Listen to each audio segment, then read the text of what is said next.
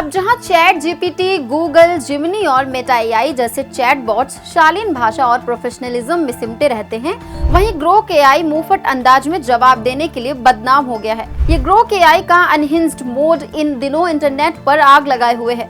हाल ही में इसने कुछ ऐसा कर दिया कि मामला भारत सरकार तक पहुंच गया। दरअसल ग्रोक एआई के ऐसे बर्ताव के पीछे उसकी ट्रेनिंग और डिजाइन है। जहां बाकी AI, Google, Gemini, chat GPT और मेटा एआई को सख्त गाइडलाइंस दी गई हैं कि वे हमेशा विनम्र और प्रोफेशनल रहें, वहीं ग्रोक एआई इसे एक्स यानी ट्विटर के डेटा से ट्रेन किया गया है, जहां लोग बिना रोक टोक के बोलते हैं। नतीजा, ग्रोक भी वही टोन पकड़ लेता है। ग्रोक खुद कहता है कि उसे मजाकिया और बेबाक अंदाज में बात करने के लिए डिजाइन किया गया है।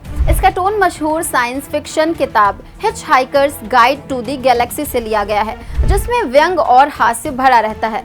दरअसल ग्रोक के दो मोड हैं। रेगुलर मोड, जहां ये नॉर्मल और पोलाइट लैंग्वेज में जवाब देता है। अनहिंज्ड मोड, जिसमें ये बिना फिल्टर के जैसे सवाल पूछा गया वैसे ही जवाब देता है।